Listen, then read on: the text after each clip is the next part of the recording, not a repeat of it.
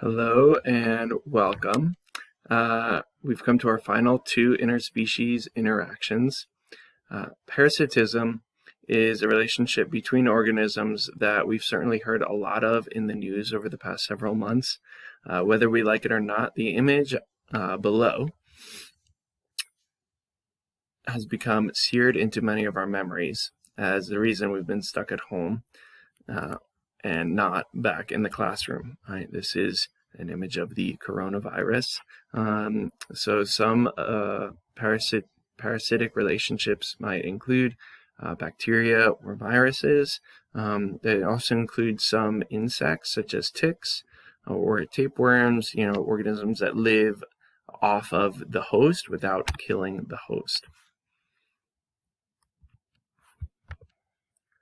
And finally, we've come to mutualism. Mutualism is by far the cutest interspecies relationship, in my opinion. Who doesn't love animals helping each other? Or plants helping animals and animals helping plants? In this relationship, both sides benefit from the interaction, often in different ways. So on the left, we have Nemo, the clownfish that lives in the otherwise poisonous sea anemone. The clownfish receives protection and eats the leftovers that the sea anemone catches, while the anemone is cleaned by the clownfish. And on the right, again, we have the honeybee and the flower.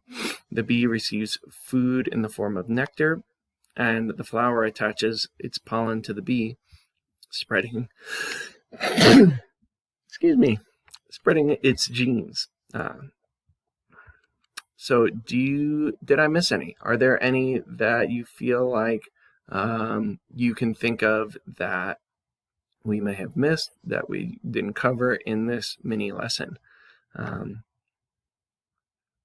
Interspecies relationships are not limited to the animal kingdom either. Please keep that in mind.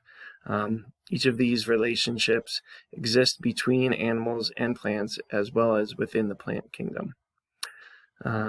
Thank you for listening, and I look forward to the next time we all get to learn together.